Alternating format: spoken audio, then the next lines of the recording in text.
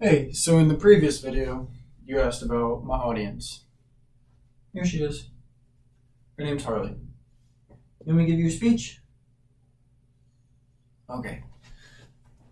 We're gonna try it. So my speech is about if college athletes should be paid. College athletes are held in high esteem not only for their talents, but for their work ethic, sportsmanship, leadership, and commitment to teamwork by many. Some sports enthusiasts argue college athletes should be able to negotiate contracts, be paid due to the long hours that they put in while playing, for their contributions as positive role models and the revenue they generate are beneficial to most of the universities they play for. Some believe it's not ethical to use college athletes to achieve status in the university in which they attend. They believe every player on the field should be equal in their hierarchy.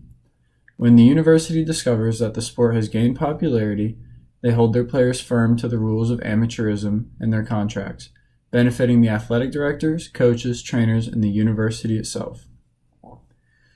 The NCAA holds firm to the idea that paying college athletes is a conflict of interest with their nonprofit organization, and that college athletics is a stepping stone to becoming professional, where an athlete can then make a salary. College athletes should not be paid because it would negate the principle of amateurism that currently ensures students are competing equitably and putting education first, while compensating them will put strains on player relationships, moving focus away from team cohesiveness, as well as depleting resources for other universities' programs. If college athletes begin negotiating salaries, the philosophy of a student athlete becomes an athlete student. This, in turn, negates the principle of amateurism. Amateurism holds all college athletes to the same standards, forbidding them, under contract, to earn money from their athletic talent. The main NCAA amateurism requirements restrict contracts with professional teams, making any outside money from being part of a team, as well as playing at any professional level. This is coming straight off of NCAA's website. All college athletes abide by these requirements and are locked into the university until their contracts run out. The contract that each athlete must sign not only restrict athletes, but allow them to better themselves within their studies and major, for school is their highest priority. The NCAA's focus is towards making each student athlete's priority education. Conscientious coaches across the nation make sure that students are held to certain academic standards. Not only do these students maintain their scholarships, but they also remain a player on the team. Compensating college athletes will put strains on player relationships, moving focus away from team cohesiveness. If athletes were to begin to get paid, team cohesiveness would crumble. Playing time would be based off of salary, not skill. From playing with my high school lacrosse team for 4 years, freshman year, a random team of kids that didn't even know each other's names suddenly grew into my family. The bond we had as players on the field and off the field could not be broken. Paying college athletes varying salaries would create an unnecessary divide amongst brothers. Keeping them on equal ground provides an opportunity to focus on teamwork and mutual respect for hard work, while leaving less room for cliques and individual focus.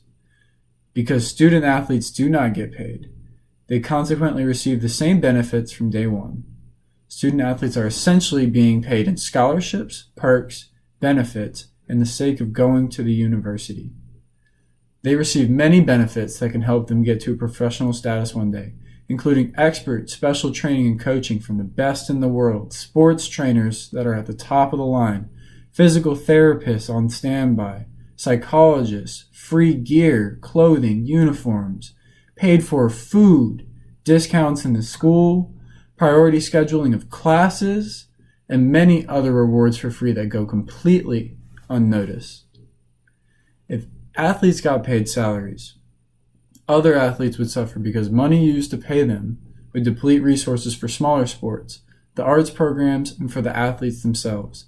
Funds from other programs would get cut, resulting in fewer students attending the university, stadiums in need of repair, or additional sports or other programs being cut entirely. This is happening to elementary schools all around North Carolina already. We're losing the arts. Small programs such as art and theater begin with a small budget that they stay within throughout the school year because they don't produce as much revenue. If college athletes began getting salaries, all of these small budget programs such as art and theater would be cut to compensate for the now larger salaries that are being put towards paying the athletes. The special privilege of student athlete receives are enough. Honoring talented athletes with scholarships and a gift of a free education is something most students can only dream of. Sports are indeed a special talent and should be looked at as such, but college is a learning institution first, not a sporting institution. College athletes should have shared goals and team cohesion and be on the same level playing grounds, trust one another, contribute to their group as a whole, and not as individuals. Focusing on all sports, no matter the number of participants or the revenue they generate, provides college athletes opportunities to play what they love for the love of their sport. College athletes will receive the training and recognition they need to get to the next step through the university's programs, receive special benefits and scholarships. The advocates for paying college athletes should understand it is a personal choice to pursue athletics in college, one that is a learning and growing experience leading to the next step, a privilege, and not one with a right to earn an income. Thank you.